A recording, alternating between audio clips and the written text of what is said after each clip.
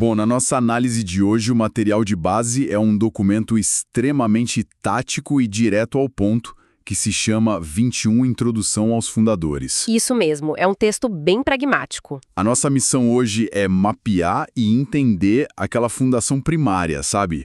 A arquitetura invisível que sustenta a criação de qualquer startup. E o interessante é que o texto não foca em linhas de código. Nem no design de um produto revolucionário, né? Exato. O foco é inteiramente em quem estará ao lado do fundador para construir esse império. Certo, vamos desconstruir isso.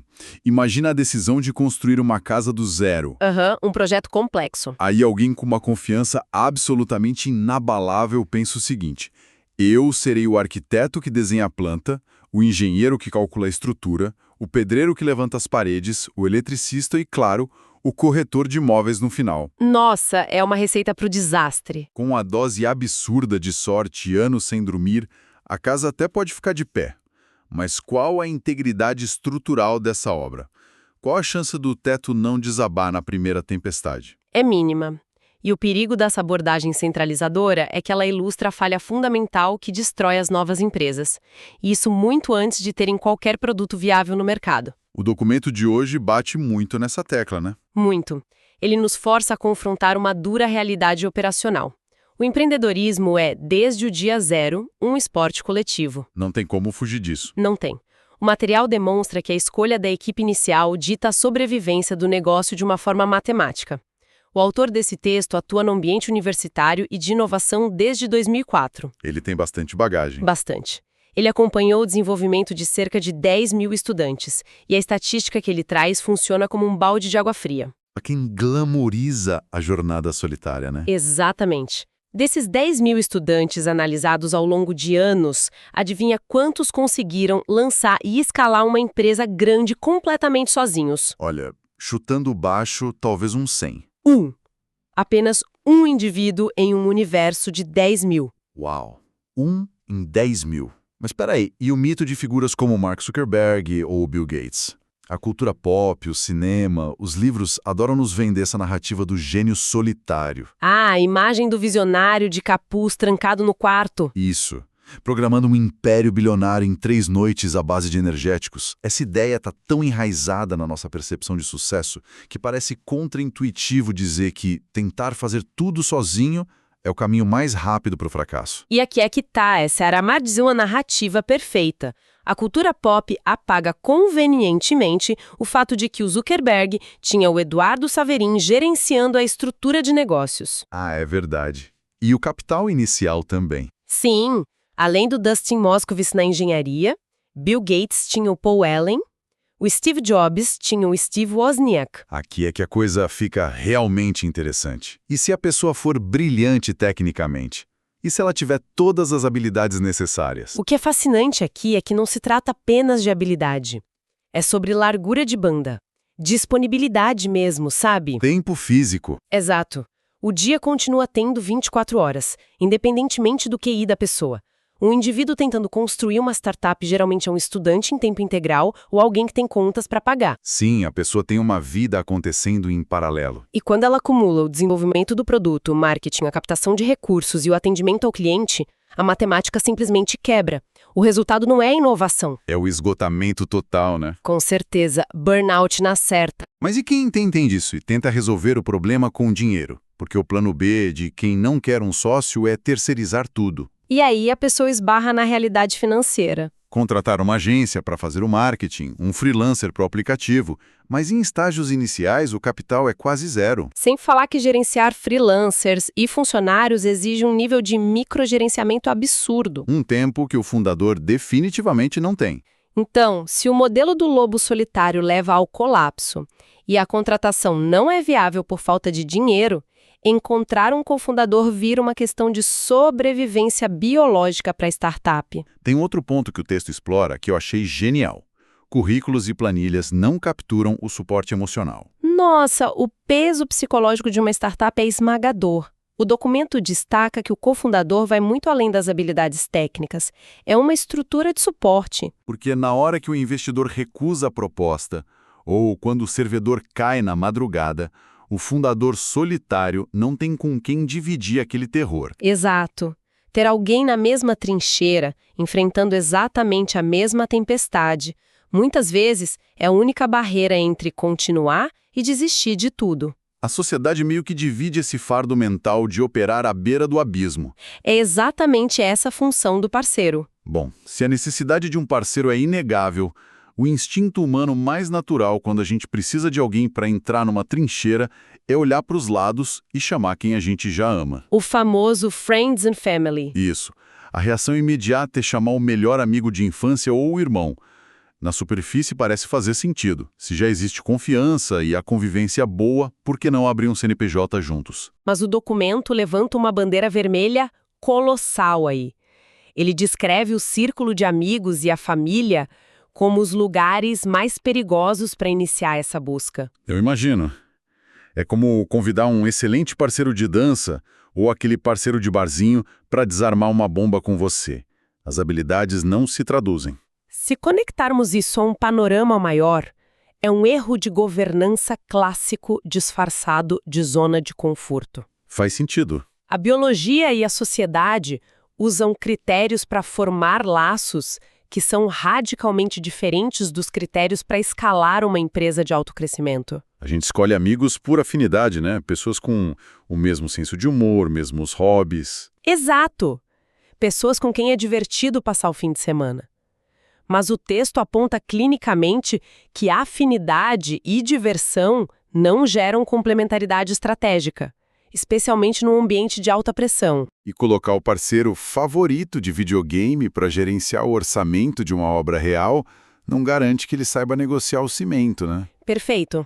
A sintonia no jogo pode ser impecável, mas isso não ensina a diferença estrutural entre duas vigas de aço.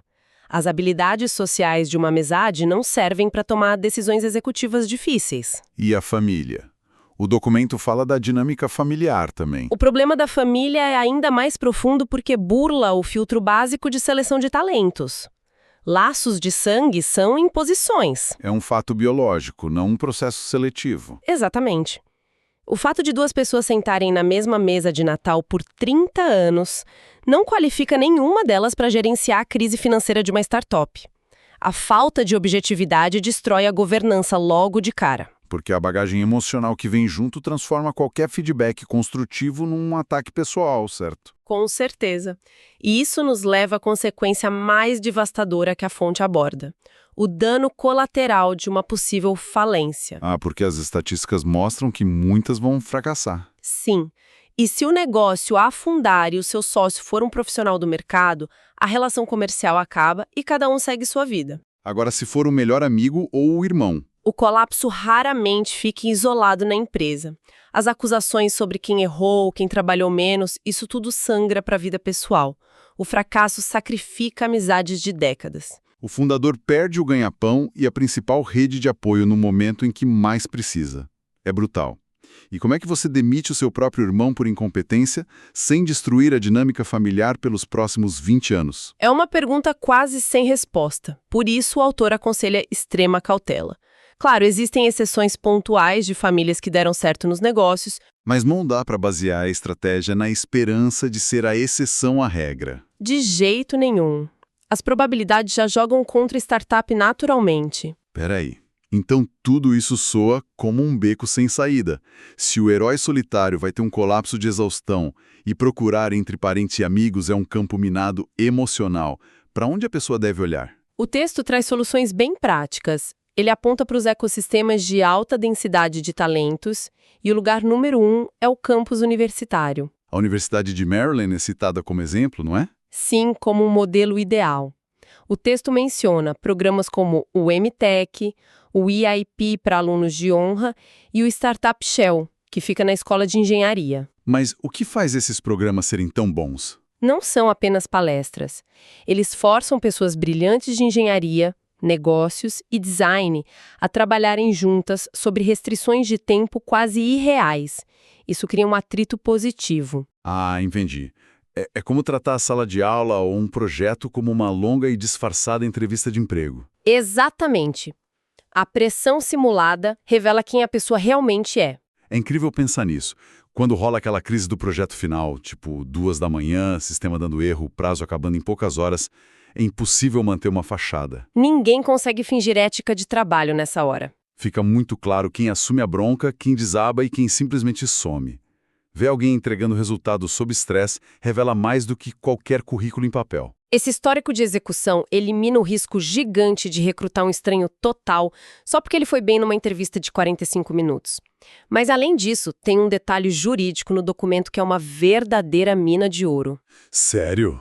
Qual é a brecha? Acordos de não competição e sigilo corporativo. As famosas cláusulas de não compete. Ah, claro. Porque no mercado normal, se um desenvolvedor sênior sai de uma gigante tech para fundar uma concorrente, o compliance cai matando. Sim, essas cláusulas são correntes pesadas que bloqueiam profissionais por anos. Mas o autor enfatiza que isso raramente se aplica a estudantes. Estagiários e alunos operam numa liberdade quase total, então. Liberdade legal absurda.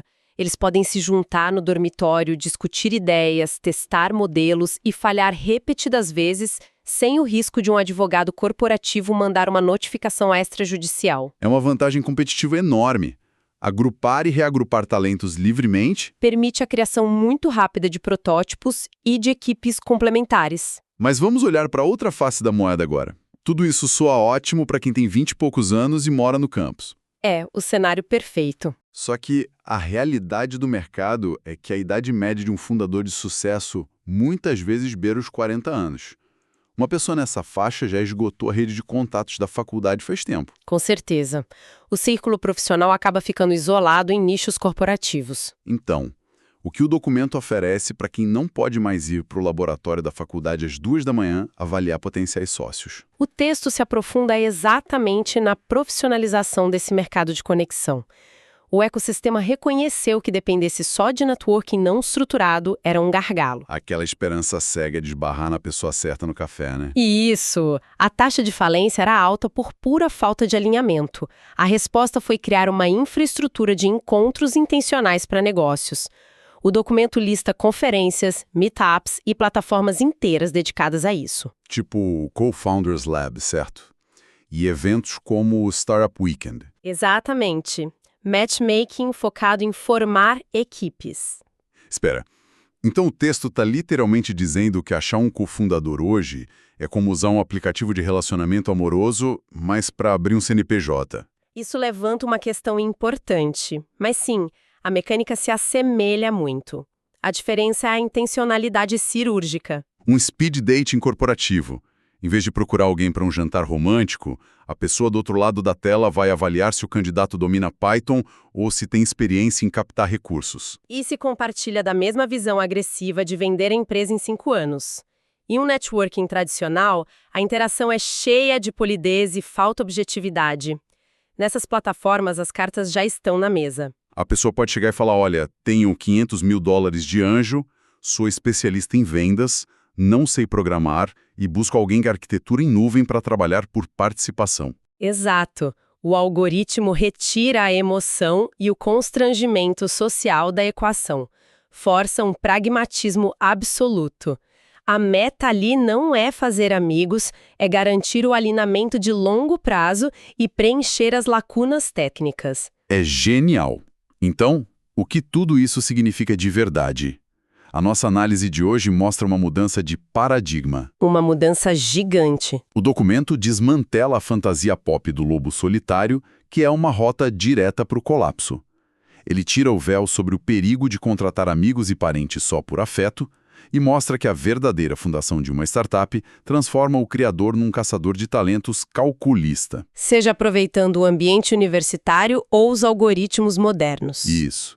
Ninguém sobrevive à primeira tempestade de mercado sem a arquitetura correta do lado. E sabe, toda essa lógica de arquitetar a equipe com base em complementariedade rigorosa de habilidades levanta uma provocação final sobre a evolução dessas empresas. Algo para a gente pensar. Qual provocação? O documento orienta a busca do cofundador perfeito para o modelo de negócios de hoje. Mas o ecossistema de tecnologia é volátil. A maioria das empresas passa pelo famoso pivot. Aquela mudança radical de direção do produto. Exato. Imagina que uma dupla se uniu perfeitamente porque um entende de plataformas educacionais e o outro vende para escolas. O que acontece com a integridade dessa sociedade quando, um ano depois, eles percebem que precisam abandonar a educação? E decidem focar em software de cibersegurança para hospitais, por exemplo. Isso, as habilidades que justificaram a parceria ficam obsoletas da noite para o dia. A estrutura de poder, a divisão de ações, tudo é testado. Uau! A fundação original da empresa tem que ser construída sobre uma resiliência compartilhada, não só habilidades temporárias. Exatamente. Será que a sociedade resiste à mutação inevitável do próprio negócio? Fica aí a reflexão de peso para quem acompanha a nossa análise de hoje. Uma conversa essencial sobre quem a gente coloca ao nosso lado na trincheira.